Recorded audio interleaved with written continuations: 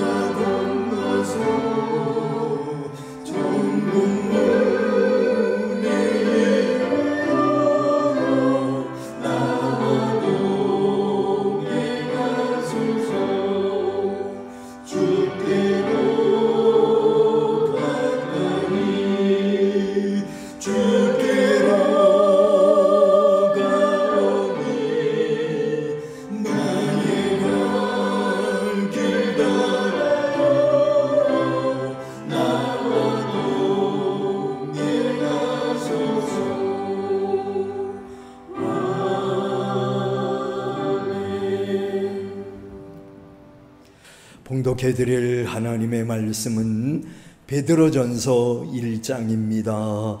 베드로전서 1장 3절부터 9절까지 봉독해드리겠습니다. 우리 주 예수 그리스도의 아버지 하나님을 찬송하리로다.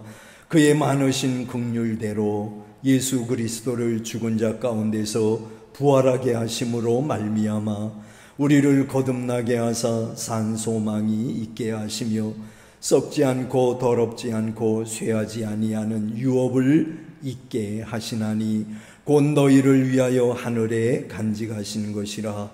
너희는 말세에 나타내기로 예비하신 구원을 얻기 위하여 믿음으로 말미암아 하나님의 능력으로 보호하심을 받았느니라. 그러므로 너희가 이제 여러 가지 시험으로 말미암아 잠깐 근심하게 되지 않을 수 없으나 오히려 크게 기뻐하는도다. 너희 믿음의 확실함은 불러 연단하여도 없어질 금보다 더 귀하여 예수 그리스도께서 나타나실 때에 칭찬과 영광과 존귀를 얻게 할 것이니라. 예수를 너희가 보지 못하였으나 사랑하는도다. 이제도 보지 못하나 믿고 말할 수 없는 영광스러운 즐거움으로 기뻐하니 믿음의 결국 곧 영혼의 구원을 받음이라. 아멘. 베드로전서를 읽었습니다마는 베드로는 중생의 세 가지 특징에 관한 말씀을 합니다. 중생한 사람에게는 어떤 게 있다는 거예요? 세 가지 특징: 산소망, 그리고 믿음의 시련, 그리고 예수 사랑을 말하고 있습니다. 중생한 사람은 하나님의 말씀과 헌신으로 성장을 하며 그리스도의 고난에 동참함으로 더욱 든든히 서간다는 거죠.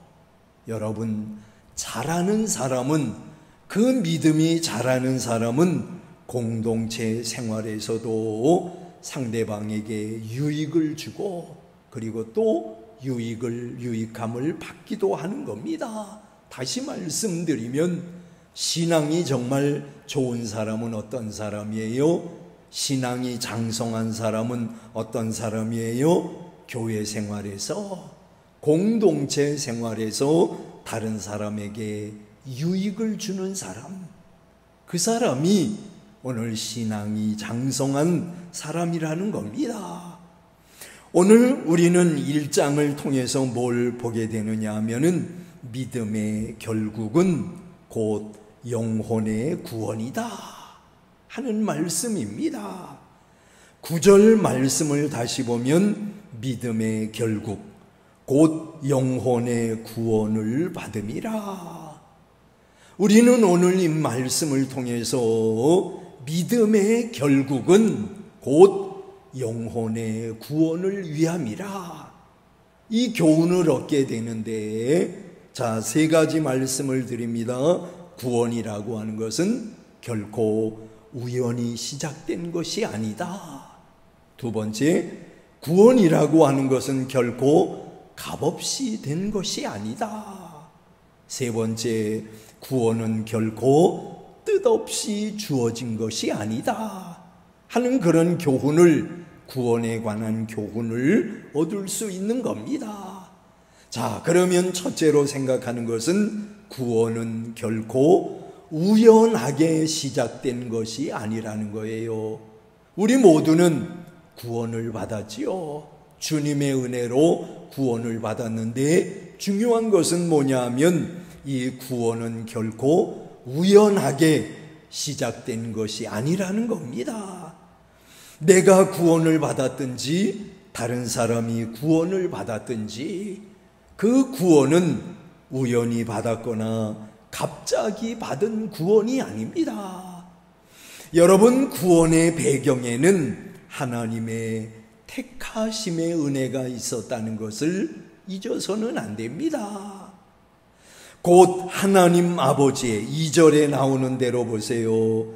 2절 말씀, 1장 2절에 보면 곧 하나님 아버지의 미리 아심을 따라 성령이 거룩하게 하심으로 순종함과 예수 그리스도의 핏부림을 얻기 위하여 택하심을 받은 자들에게 편지하노니. 오늘 2절을 보면 우리는 너무나 잘 알 수 있는 겁니다. 하나님의 미리 아심의 택하심의 은혜가 있었다는 겁니다. 그리고 10절 이하에 나오는 대로 이 구원의 역사는 구약 선지자들의 예언에 이미 나타나 있습니다. 성령을 받은 선지자들이 예수님의 십자가의 고난과 부활의 영광에 대해서 미리 예언한 겁니다. 여러분, 구원이라고 하는 것은 무슨 인스턴트 식품처럼 쉽게 그리고 갑자기 이루어진 게 아니에요. 하나님의 영원하신 계획의 성취로 이루어졌다는 것을 잊어서는 안 됩니다. 그러므로 우리의 구원의 배경에는, 우리가 구원받은 하나님의 자녀가 될 수 있었던 것은, 구원의 배경에는 우리를 선택하신 하나님의 거룩하신 뜻이 있었다 하는 걸 우리는 잊어서는 안 될 겁니다. 그 다음에 두 번째로 생각하는 것은 구원은 결코 값없이 된 것이 아니라는 겁니다. 우리는 하나님의 선물로, 그냥 하나님의 선물로 값없이 구원을 받았습니다. 그렇지만은 하나님은 우리를 구원하시기 위해 상당한 값을 지불하신 겁니다. 곧 뭐예요? 아들의 핏부림을 얻어서 우리를 구원하셨다는 겁니다. 독생자 예수님을 희생시킴으로 우리를 구원하셨다는 거예요. 그러므로 예수님은 우리를 위해 보배로운 피를 흘리셨지요. 예수님의 피를 보배롭다고 하는 이유가 뭡니까? 흠도 없고 점도 없는 피이기 때문인 겁니다. 원죄도 없고 자범죄도 없으니 얼마나 보배로운 피입니까? 예수님은 말과 땀과 눈물로만 우리를 구원하신 것이 아니라 보배로운 피를 흘리셔서 우리를 구원하셨습니다. 모든 생명체에 있어서 피라고 하는 건 참으로 귀한 겁니다. 피는 곧 생명입니다. 그런데 예수님은 하나님의 택함 받은 사람들을 위해 자신의 생명을 내어놓으셨다는 겁니다. 그러므로 우리는 예수님의 피를 결코 헛되게 하는 삶을 살아서는 안 될 겁니다. 오늘 하루도 여러분 살아가면서 어때요? 예수님의 피를 헛되게 하는 그런 사람들이 되어서는 안 됩니다. 그 다음이 세 번째로, 구원은 결코 뜻없이, 아무런 계획도 없이 뜻없이 주어진 것이 아니라는 겁니다. 성령님께서 우리를 거룩하게 하신다고 했습니다.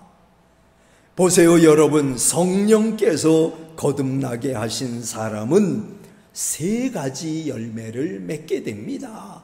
우리 모두는 중생한 사람들이잖아요. 성령으로 말미암아 거듭난 사람들입니다.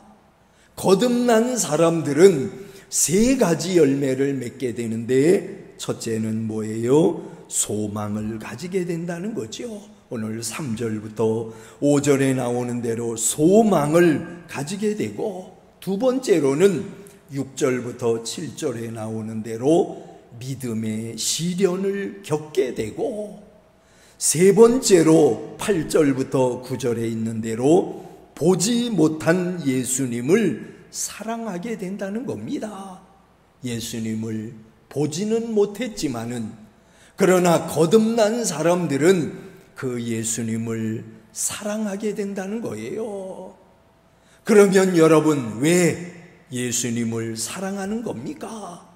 믿음의 결국, 곧 영혼의 구원을 받았기 때문입니다.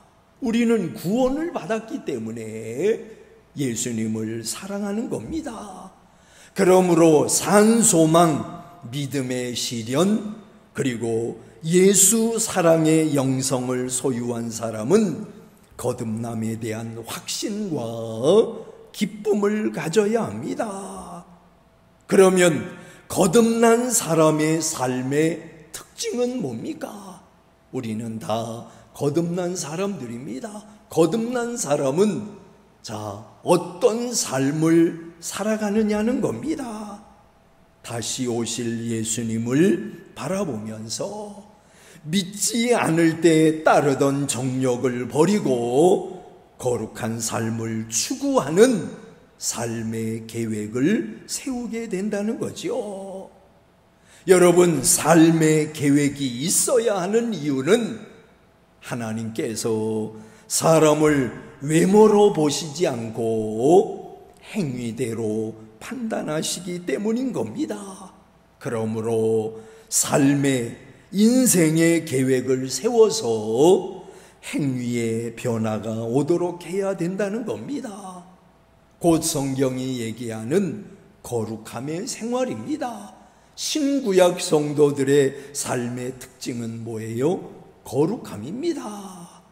여러분, 오늘 하루도 믿음의 결국은 곧 영혼의 구원을 받음이라. 우리 모두는 하나님의 은혜로 구원을 받았습니다. 정말 이 구원은 너무나 귀한 겁니다. 이 구원은 결코 우연히 시작된 것이 아니고, 그리고 값없이 된 것도 아니고, 뜻없이 주어진 것도 아니라고 하는 이 사실 꼭 기억하시기 바랍니다. 예수님께서 피의 대가를 지불하심으로 우리는 이 엄청난 선물을 하나님께로부터 받았다고 하는 이 감사의 마음을 가지고, 이 감격의 마음을 가지고 당면한 모든 일들을 이겨나가는, 계획해 나가는 여러분 되시기를 주의 이름으로 축원합니다. 기도하겠습니다. 사랑이 많으신 주님, 말씀 주셔서 우리가 받은 구원이 어떤 연유로 주어졌는가를 생각하게 하시니 은혜를 감사합니다. 값없이 구원을 받은 사람답게 말하고 구원받은 사람답게 행동하고 생각하여서 하나님께 영광을 돌리고 우리 주위에 있는 사람들에게 유익함을 주고 살아가는 우리들 되게 하여 주시옵소서. 예수님의 이름으로 기도하옵나이다. 아멘. 하늘에 계신 우리 아버지여, 이름이 거룩히 여김을 받으시오며 나라에 임하옵시며 뜻이 하늘에서 이룬 것 같이 땅에서도 이루어지이다. 오늘날 우리에게 일용할 양식을 주옵시고 우리가 우리에게 죄 지은 자를 사하여 준 것 같이 우리 죄를 사하여 주옵시고 우리를 시험에 들게 하지 마옵시고 다만 악에서 구하옵소서. 대개 나라와 권세와 영광이 아버지께 영원히 쌓옵나이다. 아멘.